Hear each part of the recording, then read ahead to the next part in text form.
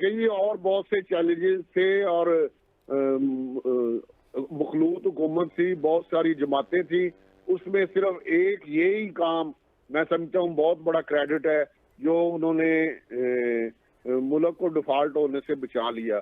ये इतना बड़ा क्रेडिट है और इसके अगर ये खुदा न खास्ता डिफॉल्ट होता, इसके इतने नुकसान थे, इतना इसका मुल्क का बुरा हाल होना था कि आज हमें रोटी का मसला होना था, आज हमारी इंडस्ट्री बंद हो चुकी होनी थी, आज ये पेट्रोल जो है सर 800 रुपए लीटर तो होना था। बेसिकली सर ये तासुर हुआ ना कि मुश्किल हालात में पीडीएम ने हुकूमत संभाली और भी बहुत काम थे, इसलिए हम करप्शन को नहीं रोक सके और क्योंकि हमने मुल्क को डिफॉल्ट से होने से बचाना था।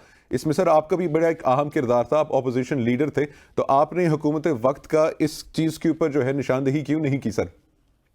हम तो मेरी असेंबली की तकरीरें उठा के देख लें, तमाम इन चीजों की निशानदेही करते रहे हैं और कहते रहे हैं कि इनको बेहतर करें, लेकिन हुकूमत के पास इतने ज्यादा मसाइल थे और इमरान खान ने इतना बेड़ा तमाम अदारों का बेड़ा गर्क कर दिया था कि उस मसाइल में जो मैं समझता हूं कि मुल्क को डिफॉल्ट होने से बचा लिया गया। सर उन्हीं वसाइल में इस वक्त केयर टेकर गवर्नमेंट भी हुकूमत कर रही है, उन्हीं वसाइल में वो रिट कायम करके करप्शन रोक रही है जिससे डॉलर और मुस्तहकम हो रहा है।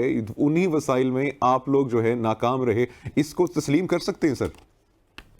बिल्कुल तस्लीम करने में मैं कोई हर्ज नहीं। वो परफॉर्मेंस नहीं थी क्योंकि अदारे तबाह थे, इसलिए वो परफॉर्मेंस नहीं थी जो होनी चाहिए थी।